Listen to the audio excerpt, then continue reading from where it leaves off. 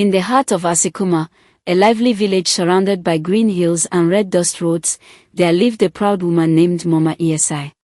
She was well known, not only because of her cheerful heart and loud laughter, but because she had something no one else in the village had, a shiny black car. People called it the Esai's flying bird. Mama Esai had 4 children. Her first son, Kojo, was a doctor in Accra. The second, Yo, was an engineer in Kumasi. Her third child, Akua, was a nurse in Cape Coast. All 3 lived in the city and did very well for themselves. They never let their mother lack anything. She wore beautiful clothes, ate the best food, and her house was the finest in the village. But her last born, Kofi, the one everyone called Foolish Kofi, was different. Kofi was 19 years old but acted like a small boy. While other boys were farming or learning trades, Kofi would spend the whole day playing in the dust, drawing strange things in the sand with a stick. Sometimes he sang songs only he understood. Sometimes he talked to birds and lizards. People laughed at him. Look at Mama Esai's last born, they would say. His head is full of smoke. But Mama Esai didn't care. She loved Kofi. Even though she shouted at him sometimes, deep in her heart, she knew her son was special in a strange way.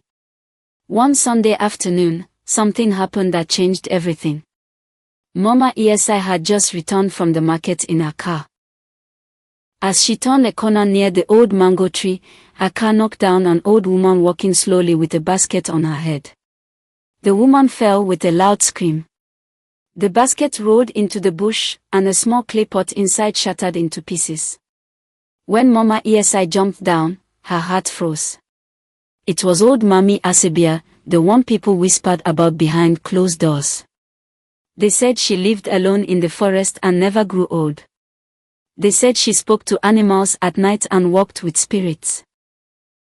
Some called her the village witch. I didn't see you, Mami Asebia, Mama Esai cried. I'm sorry. But Mami Asebia didn't speak.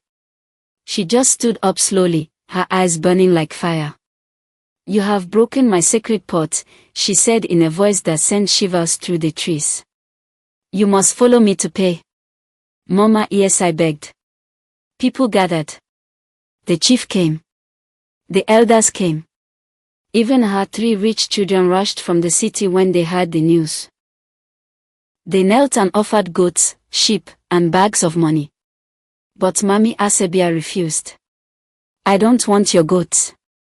I don't want your gold. I want her, she said, pointing her crooked finger at Mama Esai. At sunset, I will return. Let her be ready. Fear covered the village like a dark cloud. No one had ever challenged the old woman and returned the same. Everyone looked to the rich children.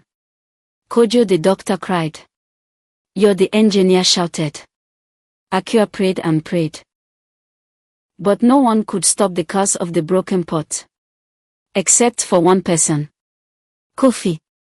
Foolish Kofi didn't cry. He didn't run. He just walked quietly to the side of the house, bent down, and began to draw in the sand, drawing and shaping something with his fingers and his stick. As the sun began to set, Mami Asebia returned. Her shadow was long and her eyes sharp. But Kofi stood in her way, his feet planted firmly in the ground. Mami Asebia, he said loudly, you said my mother destroyed your beautiful pot, and that's why you want to take her away. Everyone turned. Was Foolish Kofi talking back to the witch? Well, before you came, I also made a pot, here in the sand. It is the only one of its kind. And just now, when you stepped here, you crushed it. Mami Asebia looked down. The sand was scattered around her feet. You must fix what you destroyed, Kofi said. Make sure the lines are the same. Put every grain of sand back where it was. The village fell silent. Mami Asebia's face changed. Her lips trembled. She opened her mouth, but no sound came out. She looked at the sand. She looked at Kofi. She looked at the crowd. And she stepped back.